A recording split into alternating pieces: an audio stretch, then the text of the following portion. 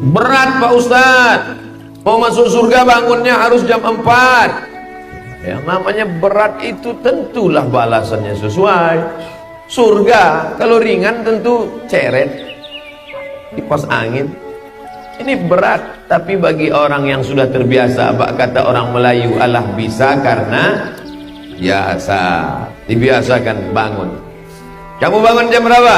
Jam 4. Bagus. Jam 4 bangun, azan subuh 4.38. Masih bisa saya tahajud kalau jam 4 Pak Ustaz. Sebelum azan subuh berkumandang masih bisa tahajud. Sama seperti pepatah anak muda, sebelum janur kuning melintang masih milik bersama, kalau tidak dipinang orang. Karena kalau sudah dipinang tak boleh, kata Nabi sallallahu alaihi wasallam, la yahillu li muslimin ay yaqtiba fawqa khitbati akhi. Tak boleh meminang anak gadis yang sudah dipinang orang lain. Bapak-bapak yang anak gadisnya sudah dipinang, datang anak muda lain meminang, lalu kau robah gara-gara mahalnya lebih tinggi, tak boleh. Pak, saya mau minang anak bapak, sudah dipinang orang. Berapa dia kemarin ngasih DP? Emang mobil.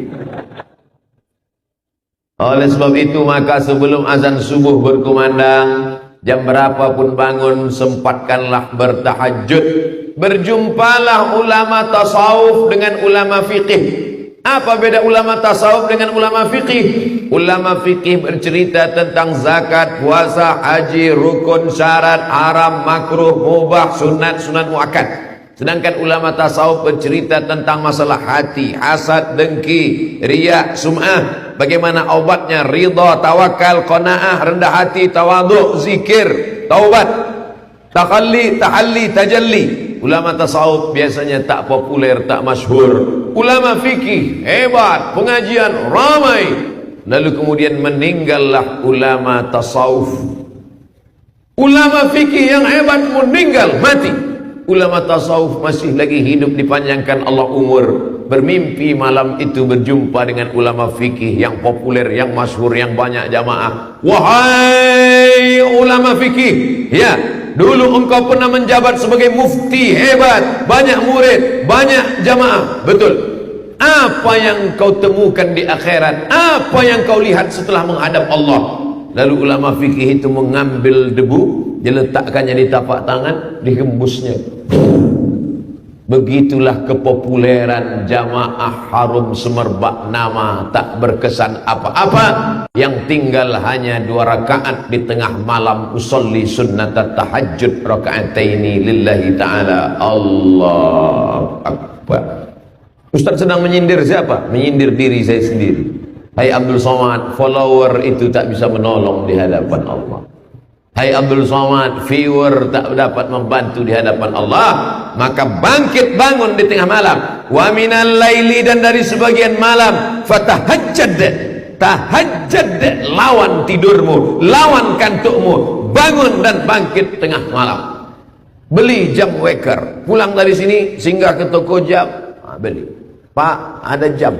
Jam yang model apa? Yang kira-kira 10 menit tak bangun bisa menyipak. Bangun kita bangkit. Ini tujuannya tak lain tak bukan adalah untuk merebut keberkahan-keberkahan. Karena malaikat sudah menurunkan berkah. Bagaimana cara mengambil berkah? Maka siapa yang paling awal bangunnya, dia yang paling banyak berkahnya. Abdul Somad hanya pandai ngomong ceramah saja. Mari bangun, mari bangun. Rupanya dia pun bangun jam 4.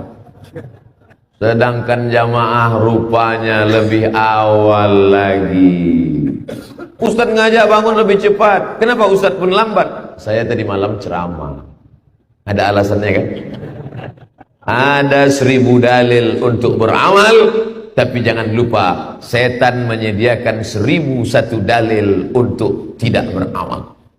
Ada 1000 ayat hadis untuk beramal. Tapi setan menyediakan 1001 hujjah untuk supaya bagaimana kita tidak beramal. Kau kenapa tak tahajud? Subuh, zuhur, asar, maghrib, isya cukup. Tapi kenapa tak tahajud? Masih syukur aku sembahyang. Tetanggaku enggak sembahyang lagi. Setan selalu membisikkan. Allazi waswisu fi sudurin nas minal jinnati wan nas. Ternyata yang berbisik ini bukan cuma setan, bukan cuma jin, tapi minal jinnati wan nas, manusia pun. Ente nggak usah terlalu rajin-rajin kali, nggak usah pakai tahajud, pakai witir, pakai sholat taubat. Sholat wajib aja, subuh, zuhur, asar, maghrib, isya, udah. Kita nanti masuk surga di emperan pun udah cukup lah. Apa yang ke tengah-tengah kali? Kalau jumpa gini bagaimana? Hei setan,